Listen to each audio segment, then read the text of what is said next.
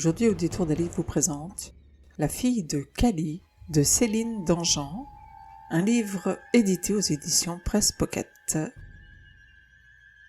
Quand elle pénètre au domicile d'un homme dont on vient de lui signaler la disparition, la jeune capitaine de gendarmerie Héloïse Bouquet ne peut imaginer le spectacle qui l'attend. Sur le mur, un immense svastika tracé avec du sang. Au pied du lit, un tas de piécettes et des pétales de fleurs faisant penser à une offrande.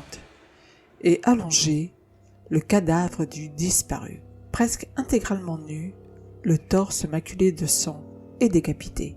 Le meurtrier n'ayant pas laissé le moindre indice, l'enquête piétine. « 2012. Alors que dehors il pleut, une jeune femme scrute la route et tente d'arrêter une voiture. Elle a oublié son portable et ses clés au travail. L'homme, qui lui propose son aide, tente d'abuser d'elle, mais la femme se rebiffe et le tue. 2013. À Vieille-Toulouse, une patrouille de gendarmerie retrouve un ingénieur d'Airbus mort chez lui. L'homme a été décapité et la toute nouvelle capitaine Héloïse Bouquet du SR, qui a découvert le corps, est mise sur l'affaire.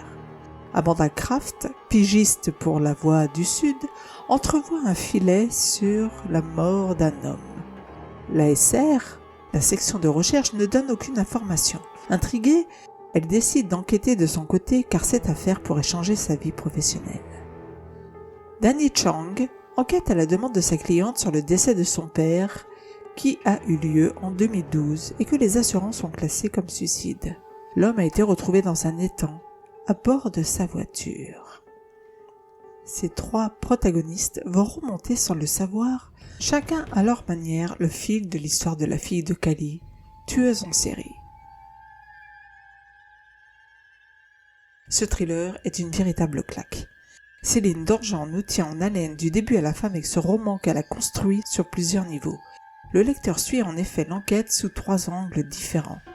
Celui de la cellule de gendarmerie, celui de la journaliste et celui du détective privé. Le plus, c'est que chacun parvient à la conclusion en ayant des indices différents et en prenant donc des chemins qui n'ont rien à voir les uns avec les autres. Le lecteur se laisse tout du long guider par chacune des enquêtes et par l'écriture de l'auteur qui est fluide sans faux rythme. Même si on connaît l'assassin dès le départ, son identité demeure cachée et tout l'intérêt est de comprendre qui est cette tueuse et pourquoi elle en est arrivée à commettre ces meurtres. On comprend que le déclencheur est dû à cette nuit où elle rencontre un homme qui tente d'abuser d'elle, réveillant chez elle une situation qui la ramène à sa vie d'autrefois. L'assassin est en effet une enfant mal aimée par une mère Devadasi, c'est-à-dire une prostituée en Inde, qui rejette sur sa progéniture le dégoût de sa propre situation.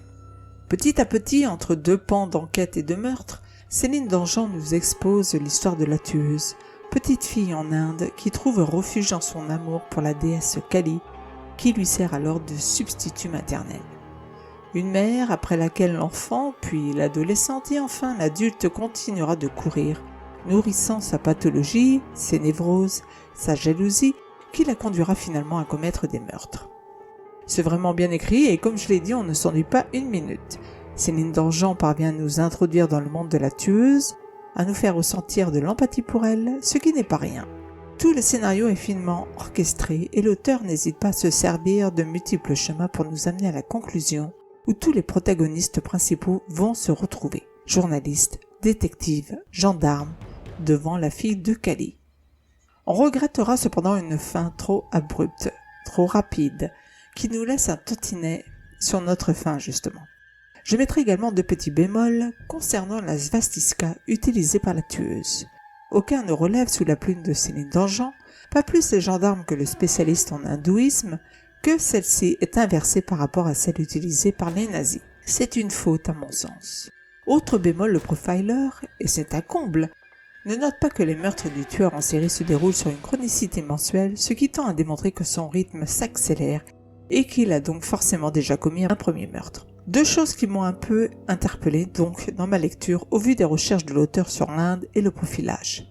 Mais peut-être que Céline Dangean les a volontairement omises pour laisser planer plus de suspense et brouiller les pistes de ses enquêteurs.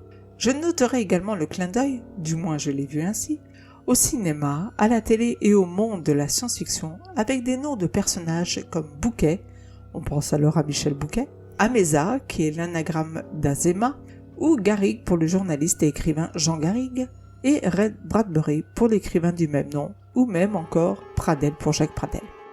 Je finis ici ma digression sur ce livre que je conseille vraiment à tous ceux qui aiment les thrillers bien construits. Ce roman, La fille de Cali, est vraiment d'excellente facture et ce deuxième roman, signé Céline Dangean, nous amène à penser que nous avons là incontestablement une reine du thriller français. J'ai donné à ce livre donc la note de 5 sur 5. Si vous avez aimé cette chronique, n'oubliez pas de mettre un pouce vers le haut, de vous abonner à la chaîne si ça n'est déjà fait, de nous faire découvrir sur les réseaux sociaux et je vous dis à très bientôt pour une nouvelle lecture sur audétournalivre.com.